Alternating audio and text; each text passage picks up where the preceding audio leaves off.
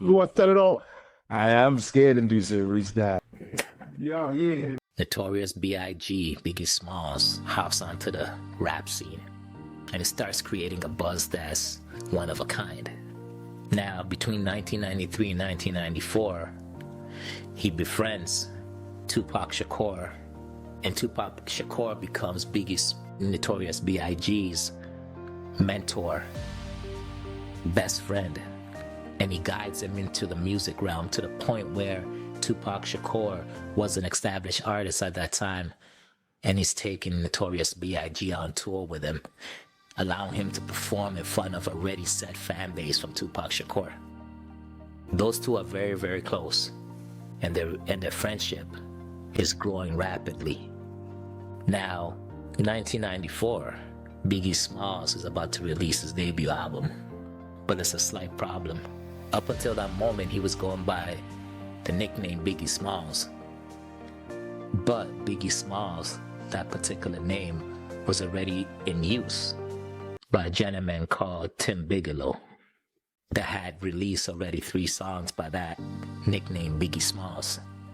So Tim Bigelow and his lawyers sent a letter to Biggie Smalls, Notorious B.I.G, cease and desist, telling him he's no longer allowed to use that name or else he's gonna get sued for everything he has, including his record label Bad Boy with Diddy.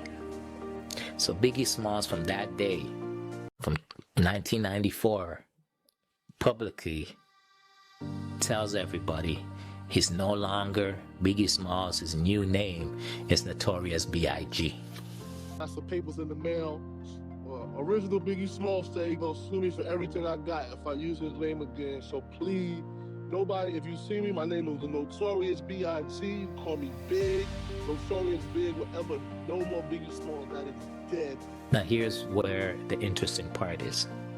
Tim Bigelow, right before the release of Notorious B.I.G's first album, Tim Bigelow gets murdered in a drive-by shooting in front of a store. Is it a coincidence? Maybe. Maybe not.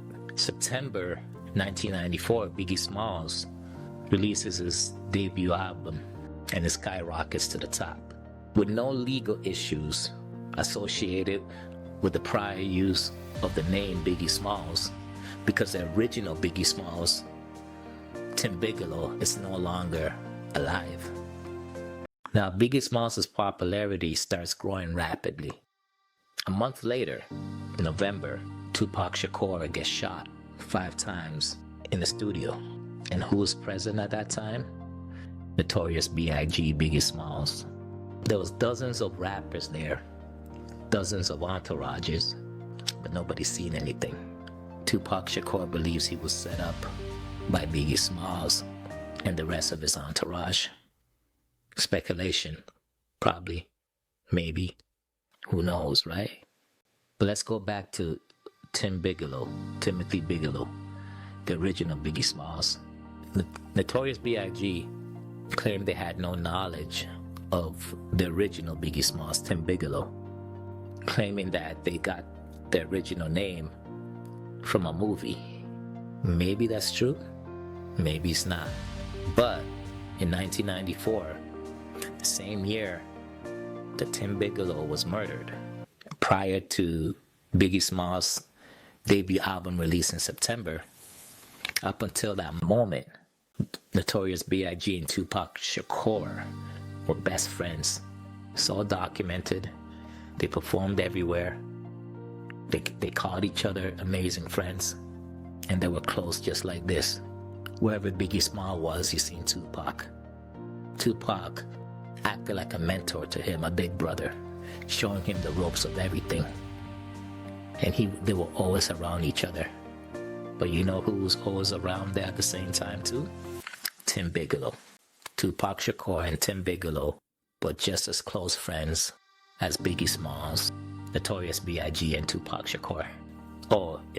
So all 3 of them, considering they were all within the same circle and they had a common denominator of Tupac Shakur, there's good reasoning that Notorious B.I.G knew Tim Bigelow. So therefore, he also knew that Biggie Smalls was his rap name. Because at that time, Tim Bigelow had already had 3 projects out with that particular name.